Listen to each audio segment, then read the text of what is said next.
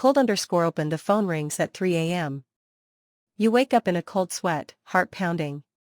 It's a number you don't recognize. You answer, voice trembling, and hear a voice you thought you'd never hear again. Why did you block me?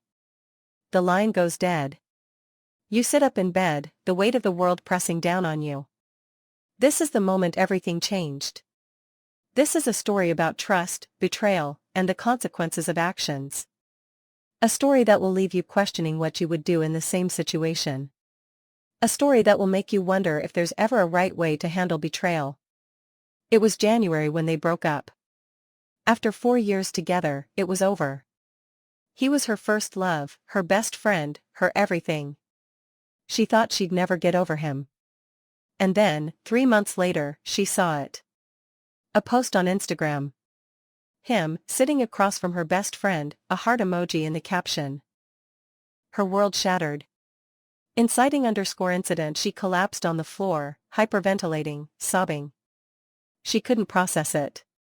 Her best friend, the one person she trusted implicitly, was dating her ex.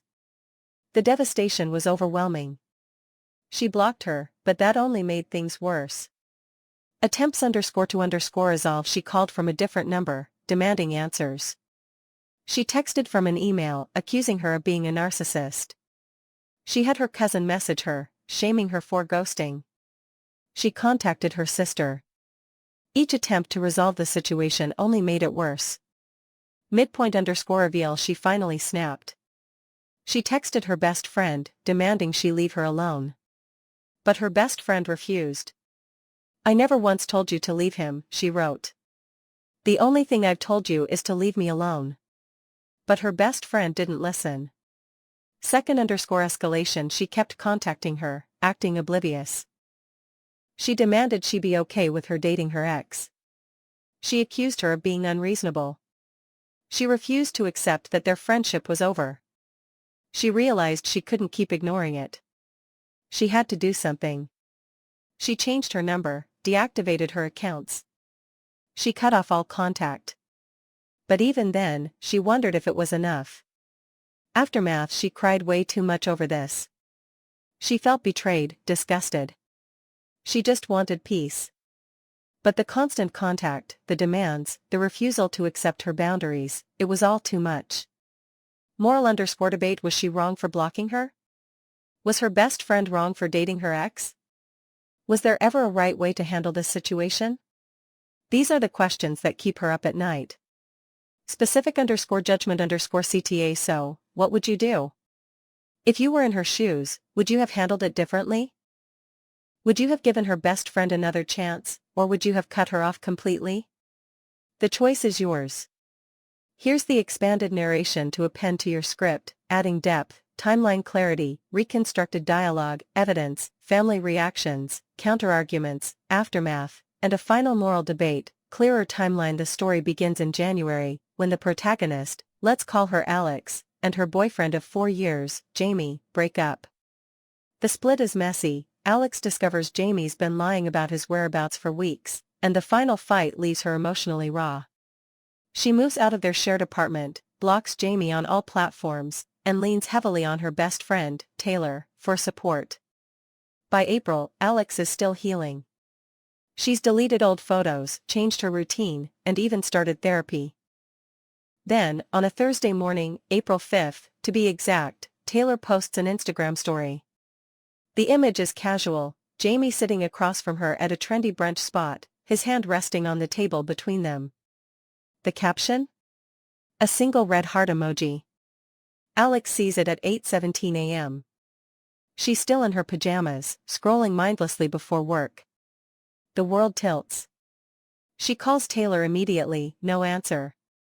She texts, "What the hell is this?" No response. She calls again. Voicemail. Panic sets in. Reconstructed dialogue. Alex, calling Taylor, 8:20 a.m. Taylor, what the fuck? I just saw your story. You and Jamie? Really? After everything I told you? You know how much he hurt me. You were there when I cried for weeks. How could you do this to me?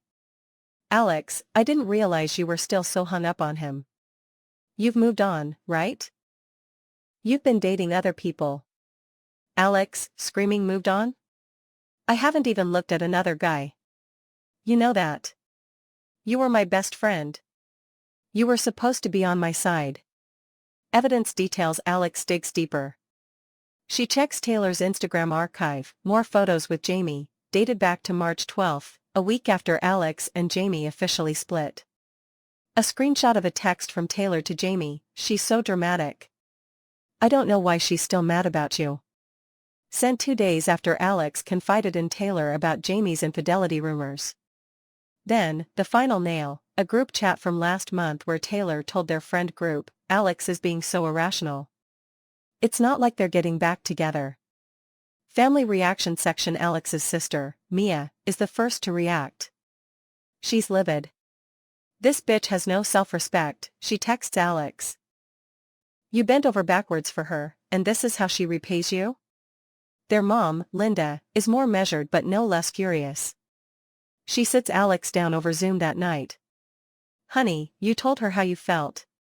She knew this would hurt you. That's not friendship, that's sabotage.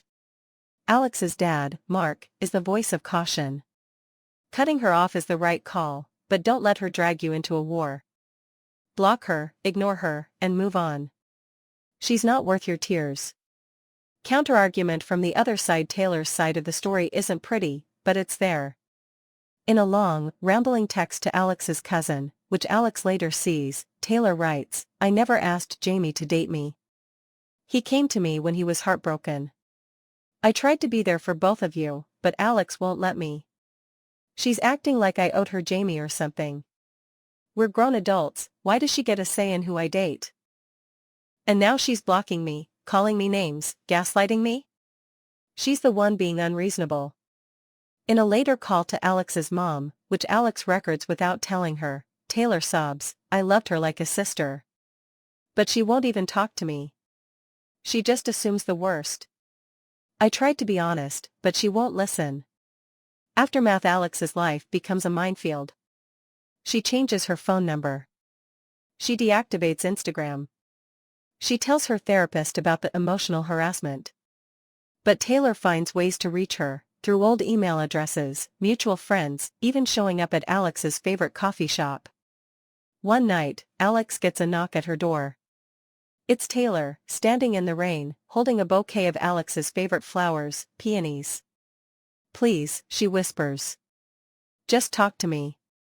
Alex doesn't open the door. She calls the police. They escort Taylor off the property. The next day, Taylor posts a vague Instagram story, some people would rather burn bridges than rebuild them. Hashtag not all friends are equal. Final moral debate and specific judgment question. So where does the line lie? Was Alex justified in cutting Taylor off completely? Or did she overreact, demanding loyalty from a friend while refusing to give Taylor the same grace she'd once expected? Team Alex, betrayal like this demands boundaries. Taylor knew how vulnerable Alex was. She exploited that trust. Alex didn't owe her a friendship after that. Team Taylor, Alex demanded Taylor choose between her and Jamie. That's not friendship, that's control. Taylor didn't have to stay single forever just because Alex wasn't over Jamie. And the question remains, if you were Alex, would you have forgiven Taylor? Or would you have walked away for good? Timeline reconstruction. The timeline is what makes the conflict feel less like a misunderstanding and more like a pattern. First, there was trust, a key given for emergencies. Then there was access. The apartment became available whenever the sister wanted to blur the line between borrowing and ownership. Then came performance. Friends were invited into a space they had no right to enter, and the lie became easier to maintain because nobody challenged it at the door. The strongest evidence was not a dramatic confession. It was the ordinary paperwork that had been ignored the whole time, the lease, the rent, the bills, the key, and the fact that every adult in the room understood whose home it actually was. Those details matter because they turn the story from family drama into a boundary violation. The other side. The sister's defense would probably sound emotional. She might say she only wanted to impress people, that she did not think anyone would get hurt, or that family should share what they have. The problem is that none of those arguments answer the real question: why did she need to lie about ownership to get what she wanted?